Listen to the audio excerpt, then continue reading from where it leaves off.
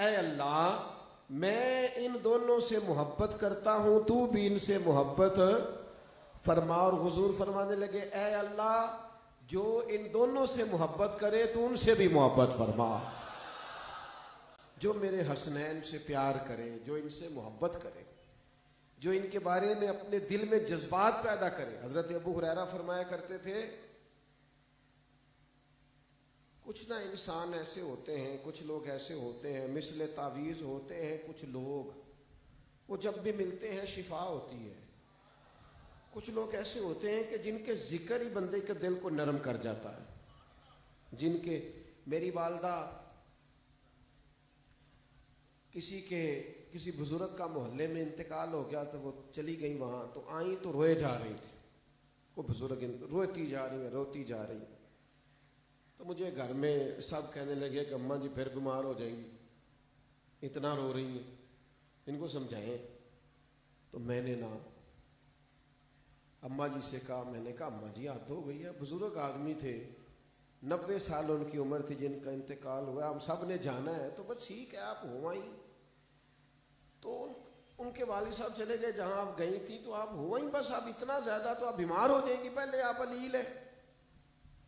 تو میری اماں جی نے مجھے تسلی دی، اٹھ کے میرے کندھے پہ ہاتھ رکھا، مجھے کہنے لگی پتر کسے نو کون روندائی۔ میں نے ان سے سمجھنا چاہا تو وہ مجھے کہنے لگی جب کسی کا والد جاتا ہے تو مجھے تو اپنا یاد آتا ہے، کسی نو میں تو نا اپنا دکھ یاد کر کے نا اپنا دکھ درد ہوئے تے ہائے نکلے تے کوئی رہندا ہے جر کے، مشکل ہوتا ہے، ہر بندہ صبر تھوڑی کرتا ہے، تو اپنے یاد آتے ہیں۔ کچھ لوگ ایسے ہوتے ہیں، یعنی کسی کی والدہ کا ذکر ہو رہا ہوتا ہے نا، اپنی اماں یاد آ جاتی ہے، لوگ رونے لگتے ہیں۔ کچھ لوگ ایسے ہوتے ہیں جن کے تذکروں پر انسان کی طبیعت مچل، پیار اتنا ہوتا ہے، محبت اتنی ہوتی، نسبتیں یاد آ جائیں۔ حضرت ابو ہریرہ رضی اللہ تعالیٰ عنہ حسنین کریمین کی مقدس زندگی میں فرماتے ہیں، یہ ان کی جو ان سے محبت تھی اس محبت کے عنوان پر بات کرتے ہیں۔ فرمانے لگے میں جب بھی حسنین کریمین کا ذکر کرتا ہوں، میں ذکر بعد میں کرتا ہوں، میری آنکھوں میں آنسو پہلے آ جاتے ہیں، محبت کے غلبے کی وجہ سے، محبت کے غلبے کی وجہ سے کہ میں تذکر تیری نسل پاک میں ہے بچہ بچہ نور کا، تو ہے عین نور تیرا سب گھر۔ آج کل نا وہ محبت کا لہجہ ہونا چاہیے، پیار کا لہجہ ہونا چاہیے۔ ہمارے ہاں جلسے ہیں، پروگرام ہیں، تقریریں ہیں، میں آپ سے بار بار کہہ رہا ہوں دل سے بھی پوچھو محبت کا معیار کیا ہے، اپنے باطن پر غور کرو کہ کہاں کہاں محبت سمائی ہے۔ میرے پاس بہت سارے لوگ آتے ہیں، پیار سے آ جاتے ہیں ملنے کے لیے، تو ہر آدمی کا اپنا انداز ہوتا ہے، سب ماشاءاللہ اچھے ہوتے ہیں۔ ایک دفعہ میں مسجد کی سیڑھیاں اتر رہا تھا تو پیچھے ایک صاحب تھے، کہنے لگے پیر صاحب کو ٹائم شوائم مل جائے گا؟ سادے بندے، اپنا سٹائل بات کرنے کا۔ تو میں نے پلٹ کے دیکھا، میں نے کہا خالص دیسی بندہ ہے، تو میں انہوں نے آخیا ظاہر ہے پنجابی ہوں، تو میں نے اپنے لہجے میں کہا، میں کہ پاجی کی کرنا ٹائم شائم دا؟ تو مجھے کہنے لگے کہ میں نا جی چھوٹا جہا ملازم ہاں، تو میں کوئی 1000-2 روپیہ نا ہر مہینے بچانا، پھر سال تو بعد مدینے والے دا میلاد منانا، چندے کر کے نہیں، ادھر ادھر کر کے نہیں، میں جو کماتا ہوں اس میں سے تھوڑا سا۔ اور سادہ بندہ اسے لفظوں کے تراشے نہیں آتے، جملہ بنانا نہیں آتا، مطمئن نہیں کرنا آتا، قائل نہیں کرنا آتا، یعنی الفاظ کا کوئی ذخیرہ پاس نہیں، لفظوں اور جملوں کا کوئی ذخیرہ نہیں، لیکن محبت کا سمندر ہے کہ ٹھاٹھے مار رہا ہے، کیفیات ہے کہ اچھل اچھل کے چہرے سے نظر آ رہی، وہ پیچھے جو سادگی میں حسن اور توانائی ہے۔ ہمیں نا اس طرح کی خوبصورتیوں کی ضرورت ہے، اس طرح کی سادگیوں کی ضرورت ہے، اس طرح کے معیار کی ضرورت۔ تو اہل بیت نبوت سے جب محبت کریں تو کشکولے، میں بڑی دفعہ کہتا ہوں، ہم یا کسی کے ذہن میں کوئی بات کرتے ہیں، ہم تو حسنین سے محبت اس لیے کرتے ہیں کہ ان کی محبت ایمان ہے، ہم تو ان سے پیار کرتے ہیں کہ دل تازے رہتے ہیں، ہم تو ان سے پیار کرتے ہیں کہ مدینے والے راضی ہوتے ہیں، ہم تو ان سے محبت کرتے ہیں کہ رب راضی ہوتا ہے۔ تو سب سے پہلا سبق یہ ہے کہ فقط نعروں سے نہیں، جملوں سے نہیں، اپنے دل سے اپنی کیفیات کا اندازہ کرے کہ ہمیں پیار کتنا. اور دوسری بات ان لوگوں سے پیار کرنا ہے، اور دوسری بات یہ کہ احترام کرنا ہے. جو بے ادبی ہوتی ہے نا، یہ توہین، بے ادبی، یہ تکلیف پیدا کرتی ہے. اور یہ جو ادب ہوتا ہے نا، یہ سکون پیدا کرتا ہے. آپ 2 جملے صرف ابا جی سے کہہ دینا، 2 جملے، اور چلو ابا جی تسی بھی تے سیانے ہو جوڑا ہوں، کو آپ نے سخت بات نہیں کی، اتنا ہی کہا ابا جی چلو ہن دور بدل گیا ہے، اتنا ہی کہا تھا. ابا جی بیچارے ساری رات سوتے ہی نہیں. وہ کہنے نے پترا میں تے ٹائم نال ہی نویں کپڑے لینے چھڑتے سن کہ میرے بچے پالن، میں سیانا ہی نہیں. وہ ساری زندگی تیرے نام کر دی اور میں سیانا. اتنے سے جملے. بے ادبی تکلیف پیدا کرتی.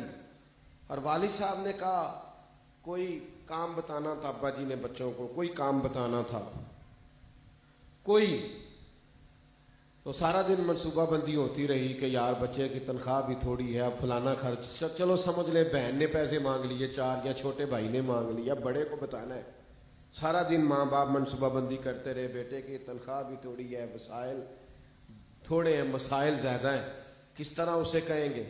تو شام کو بڑی مسجع مکفہ کر کے پس منظر جوڑ کے ماں باپ نے بات کی کہ بیٹا ہمیں تیرے آمدن کا بھی پتہ ہے، اخراجات کا بھی پتہ ہے، کہتے نہ اگر مجبوری نہ ہوتی، تیرے بھائی کو یا تیری بہن کو اتنی ضرورت پڑ گئی ہے، انہوں نے ہم سے کہا ہے تو بیٹا. تو پتر تو اٹھ کے تھوڑا سا قریب بیٹھ گیا ماں باپ کے. انہوں نے کہا میرے نال انج نہ گل کریا کرو، مینوں حکم کریا کرو.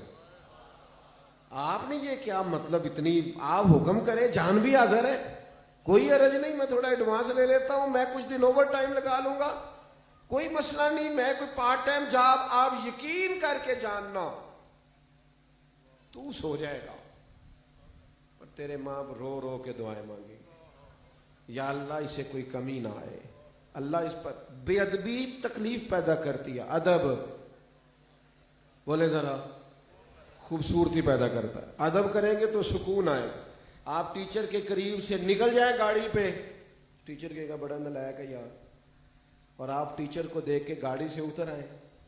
آپ پجاروں پہ ہو، ٹیچر سائیکل پہ ہو، اتر آئے نا ذرا 2 منٹ.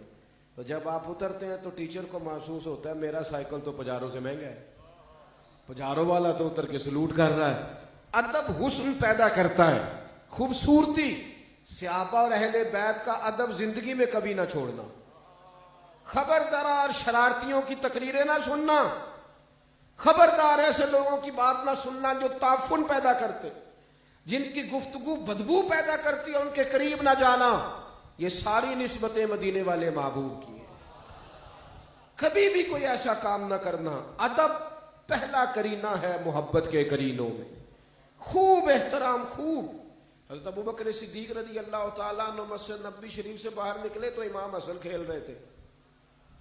ابوبکر صدیق امیر المومنین ہے، خلیفۃ المسلمین ہے، محبوب کے یار غار ہے، ساری عظمتیں اور شانیں رکھتے ہیں، افضل البشر بعد الانبیاء ہے. لیکن امام حسن کو کھیلتے ہوئے دیکھا نا، ان کا اپنا قد ہی بڑا تھا، بڑا اعزاز تھا، پر امام حسن کھیل رہے تھے تو اٹھا کے نا حسنین کریمین، حسن کو شہزادے کو اٹھا کے تو جناب صدیق نے کندھوں پہ بٹھا لیا، کندھوں پہ بٹھا لیا. میں فرض محبت ادا کر رہا ہوں، یہ کسی کی ادا ہے، ادا کر رہا ہوں. کندھے پہ بٹھا لیا. اور پھر جناب ابوبکر صدیق مولا علی شیر خدا کی طرف دیکھ کے ہنسے، کہنے لگے حسن کی صورت آپ پر نہیں، ساری کی ساری مدینے والے محبوب پہ ہے، حضور پر ہے ساری. احترام کے جذبات اپنے دلوں میں رکھیں. چونکہ آج ماحول اس طرح کا بنایا جاتا ہے، جو زیادہ شرارت کی بات کرے، نفس جو ہوتا ہے نا، نفس یہ ذرا ان چیزوں کو زیادہ قبول کرتا ہے، شرارت کی بات. اور ویسے بھی ہمارے زمانے میں جو بندہ کہنا میں ذرا نوکھی گل کرنے لگا جڑی کدے کسی نے کی تھی، ادھر ذرا توجہ زیادہ جاتی ہے، کہتے یہ تو سٹائل ذرا ہٹ کے ہے، یہ مزاج ہے. تو ایک تو ہم نے محبت کرنی ہے، اور دوسرا بھول گئے، پہلی محبت اور دوسرا ادب. اللہ آپ کو سلام. اور ایک تیسری بات، بس ان تین باتیں یہ آپ کو سمجھیں. ایک تیسرا پہلو وہ یہ ہے کہ ہم نے ان لوگوں سے سیکھنا ہے، ہم نے ان سے تربیت لینی ہے. نبی پاک علیہ السلام نے انہیں ہمارا رہنما بنایا ہے. فرمایا میرے صحابہ ستاروں کی طرح، میرے اہل بیت کشتی نوح کی طرح ہیں. ہم نے ان سے لینا ہے، سیکھنا ہے. میں بڑی ذمہ داری سے آپ سے عرض کروں گا، یہ میرا اور آپ کا دور یہ سیکھنے سکھانے کا نہیں، سننے سنانے کا ہے. ہمارے مزاج تربیت نہیں پاتے. ہم کسی جگہ بھی کچھ لینے جاتے ہیں تو پیالہ ہی سیدھا نہیں کرتے.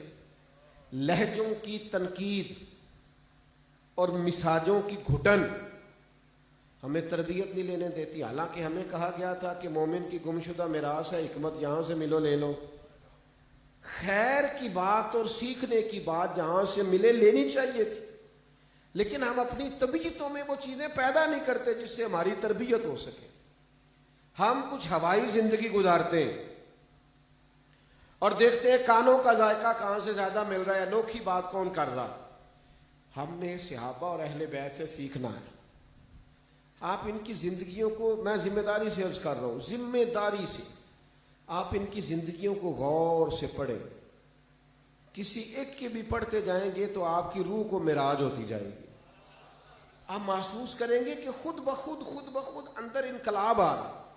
آپ صحابہ اور اہل بیت سے تربیت لیں، تربیت آپ سیکھیں. حسنین کریمین سے سیکھیں. آپ ان کی 25 حج کیے ہیں دونوں نے پیدل. کس طرح؟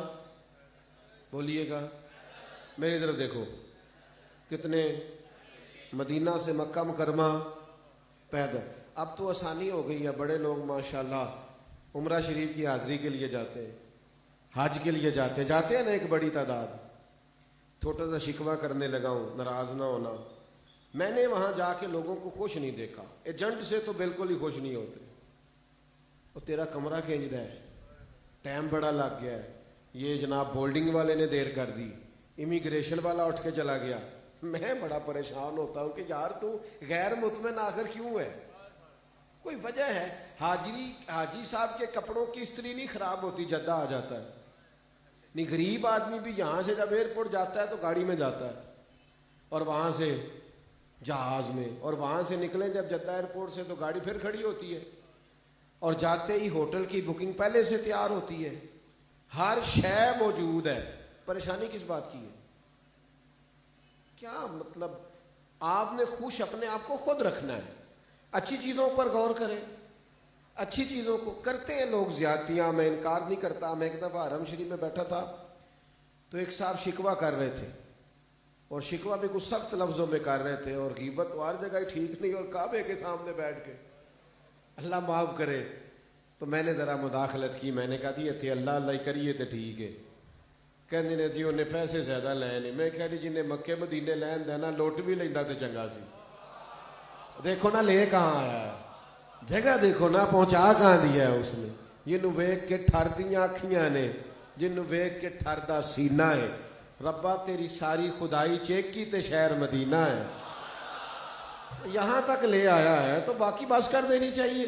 شکوے ہیں کہ جان ہی نہیں. ہمارے مزاجوں میں، طبیعتوں میں کچھ ایسی چیزیں آئیں. حسنین کریمین کس طرح جاتے تھے؟ پیدل.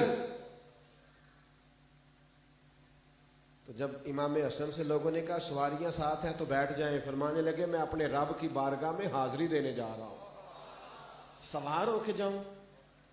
حضرت سیدنا عبداللہ بن عمر فرمایا کرتے تھے حسین ابن علی کثرت سے نفل پڑھنے والے تھے، کثرت سے سجدہ کرنے والے تھے، کثرت سے خیرات کرنے والے، کثرت کے ساتھ. حضرت اسامہ بن زید بیمار ہو گئے تو امام حسن یا حسین دونوں میں سے کسی ایک کو پتہ چلا، گھر گئے، جا کے کہا آپ کیوں پریشان ہیں؟ کہنے لگے میرے اوپر قرضہ ہے. میں کیسے آپ کے سامنے سیرت اسنان بیان کروں کہ یہاں ایک بھائی مقروض ہو جائے نا تو وہ سگے بھائی سے تعاون کی اپیل نہیں کرتا. وہ کوئی 200 کلومیٹر دور تو کسی سے پیسے مانگ لے گا، سگے بھائی سے بات وہ کہے گا اس نے دینے ہیں، کوئی نہیں، خاندان میں بدنام علیحدہ کر دے گا. لوگ تو اپنوں کو دکھ نہیں سناتے. ہمارے مزاجوں کی گھٹن، خود غرضی. لیکن سیکھو نا اہل بیت نبوت سے کہ حضرت اسامہ بن زید علیل تھے تو شہزادے گھر پہنچ گئے. کتنا قرضہ ہے؟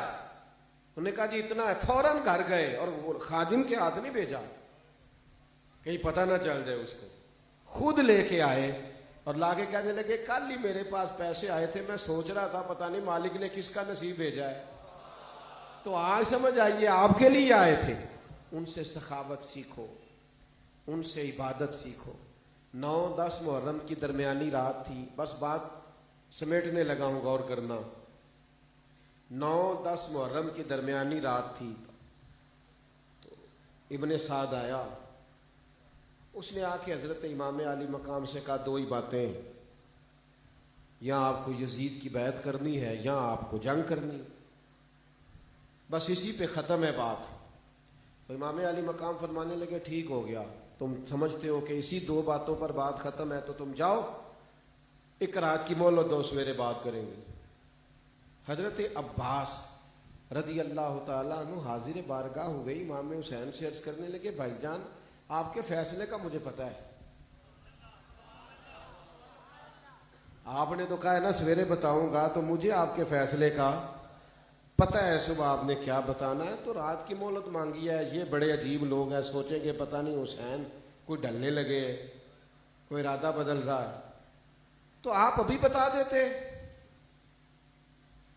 تو امام علی مقام فرمانے لگے عباس تیرا کیا خیال ہے، میں نے سوچنے کے لیے ٹائم مانگا ہے، جوانوں یاد رکھنا ہے آپ نے، تیرا کیا خیال ہے، سوچنے کو وقت مانگا ہے، کہ حضور پھر کس لیے مانگا ہے؟ تو امام فرمانے لگے عباس تمہیں پتہ ہے نا مجھے سجدوں سے بڑا پیار ہے۔ کس سے؟ بولنا ذرا، نہیں سارے بولو، مجھے سجدوں سے تھوڑا پیار کرنا، نہیں ہم بھی سجدوں سے۔ کہا تجھے پتہ ہے مجھے سجدوں سے بڑا پیار ہے؟ کہا حضور مجھے پتہ ہے۔ فرمایا 1 رات اس لیے مانگی ہے کہ میں ذرا رج کے اپنے رب کی بارگاہ میں سجدے نہ کر لوں، میں اس کے حضور حاضر نہ ہو جاؤں۔ تو ہم نے ان لوگوں سے سیکھنا ہے، ہم نے ان سے تربیت لے لی۔ اللہ تعالیٰ انہوں نے نماز شہادت کے وقت بھی نہیں چھوڑی، اور قرآن مجید نیزے کی نوک پر بھی جاری رہا، تو اس کا مطلب ہے کہ امام حسین کا تو سب سے زیادہ تعلق قرآن اور نماز کے ساتھ ہے۔ تو جو محرم کے 10 دن بھی نہ پڑھے، جو تلاوت قرآن مجید ہی نہ کرے، وہ خود بیان کر رہا ہے، بتا رہا ہے، اظہار کر رہا ہے، توجہ نہیں کر رہا۔ تو یہ 3 باتیں میں نے آپ کی خدمت میں رکھی ہیں اس مختصر وقت میں، اس نشست میں۔ وما علینا الا البلاغ۔